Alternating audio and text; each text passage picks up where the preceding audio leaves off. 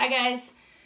So our next project is going to be related to collage, and I thought a great topic would be cityscapes because the buildings are pretty geometric, rectangular type shapes, and we can use a variety of found materials that you have at home or will be coming in the mail at home. So I'm just sharing some of the things that I've collected at our house. There was some mail sitting on the counter with a lot of different, when you look close, there's kind of like patterning in the envelope. There's a plain envelope. This envelope is kind of tan in color and has some edging around the outside. I thought that would be a good one. And then I have a variety of different packaging materials from food. So this is a elbow macaroni box.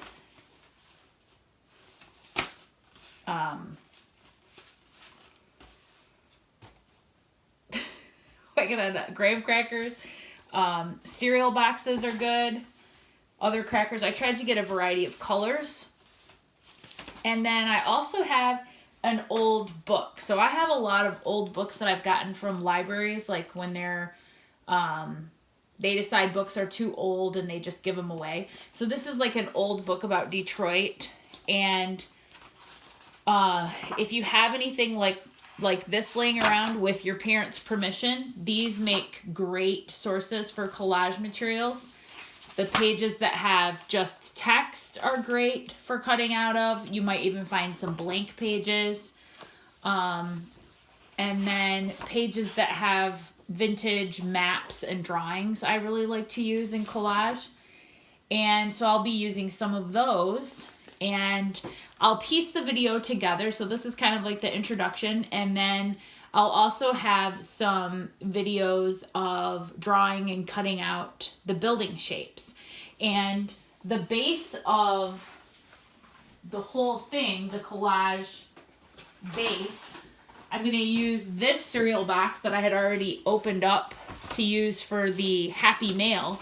And I'm just going to trim around the outside so that it's a rectangle, a plain rectangle without any folds. And that's going to be the base of the cityscape. All right, guys, so I'm starting to work on the cityscape collage project. And I have a variety of items saved here. And I just want to explain a little bit why I saved some of them. So the base of your collage might be as small as the front of a cereal box. So on the back of this, I'm going to use this cardboard rectangle as my base. And I've got my project open on the computer, the same one that you'll have the ability to look at. And I'm just going to be looking at the different shapes of buildings and making some of those shapes out of the things that I've collected. So one of the reasons I saved this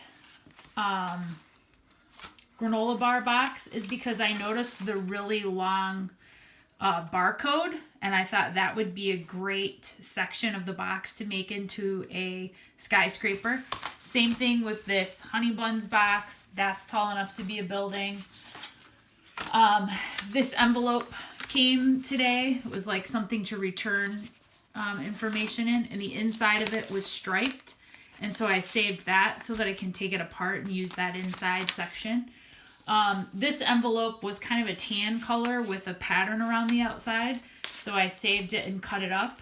And you can see this one I've already drawn and cut into a shape for a skyscraper. And so for some of them, I'm going to use plain cardboard like this. And then for some of them, I'm going to use patterned papers, barcodes. If there's parts of your boxes that you like the color of it, it's fine to use sections that have pictures on them. I can see this box right here has another barcode section, and you can use those and cut them into different sizes, mixed with regular cardboard. And if you have white paper or graph paper or typing paper.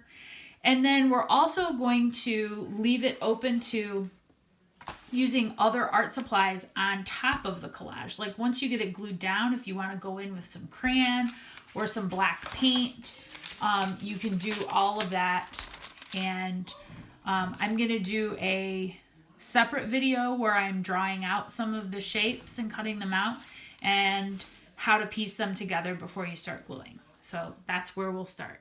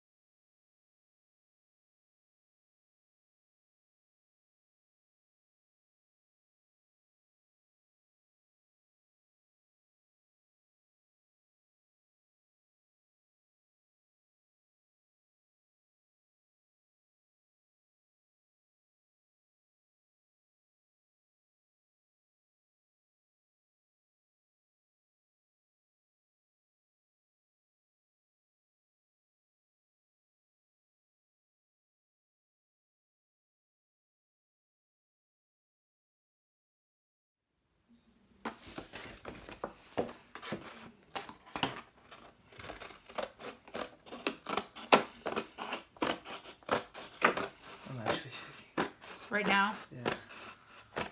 I don't want your video to be all... I don't either. I'm sorry. Is it shaking? Yeah. I just worked out for over an hour. I'm sorry.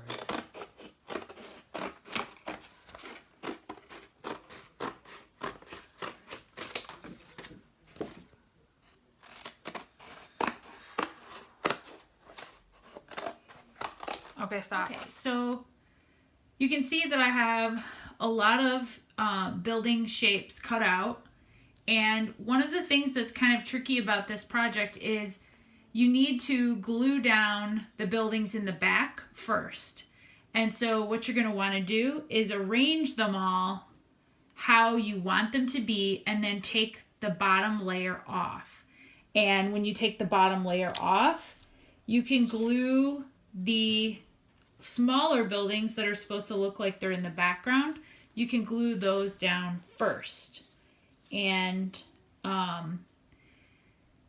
there can be gaps between them. Really, I had them arranged where I wanted them, so I'm going to glue them down and try to put them right in the same spots that they're in. And then I'll come back to video again. I'm just going to be using liquid glue because it's permanent, and sometimes glue stick peels off and you don't get good coverage on the parts that you want stuck down. So I'm going to use liquid glue. And then I'll come back to this once I get the back layer glued down. When you are putting glue on the back of your buildings, you want to try to avoid using too much. I'm zoomed in really close to that building, but I just wanted to show you that on the back I've placed teeny tiny dots. You don't want to use big long lines of glue because it will ooze out from under the building shapes, and it also will dry lumpy. If you use tiny dots and try to place them all over, they will just glue down right in place. Okay, so you can see that I have the back layer of buildings glued down already. And then as I try to add the next layer, I'm going to overlap. And the buildings are getting a little bit bigger each time I move forward.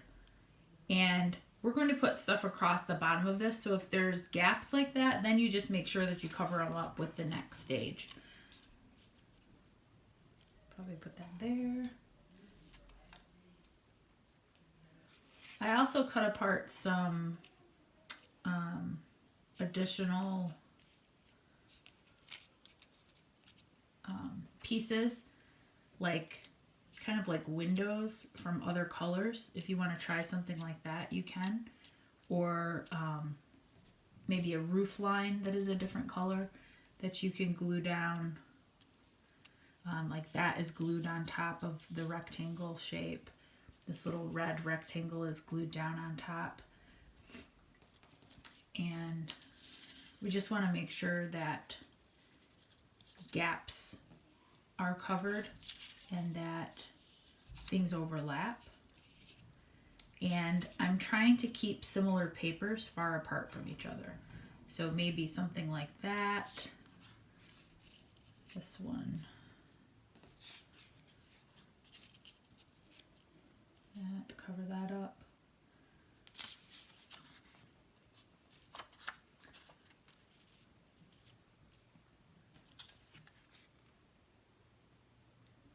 Oops.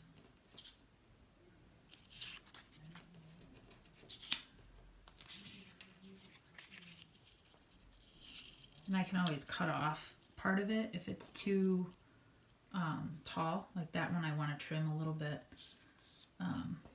And so I'll work on gluing the next layer down and then show you once I'm done with that. This is me trying to work on a collage for a class video, and the cat keeps eating scraps of my paper and attacking the area where I'm working when I'm trying to cut and arrange things. She's driving me crazy.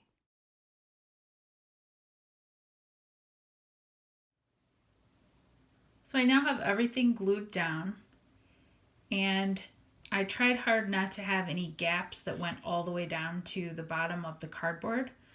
So if you have to add a building that's lower, there could even be buildings lower than this. Like if that had been a gap, the top of a building could have been used in any of these places lower than this row. I did end up making a sun up here. It balanced the space out a little bit. Some of the things that were glued on top of buildings, one of the cereal boxes had a tiny American flag. I thought that would be a good addition to one of the buildings.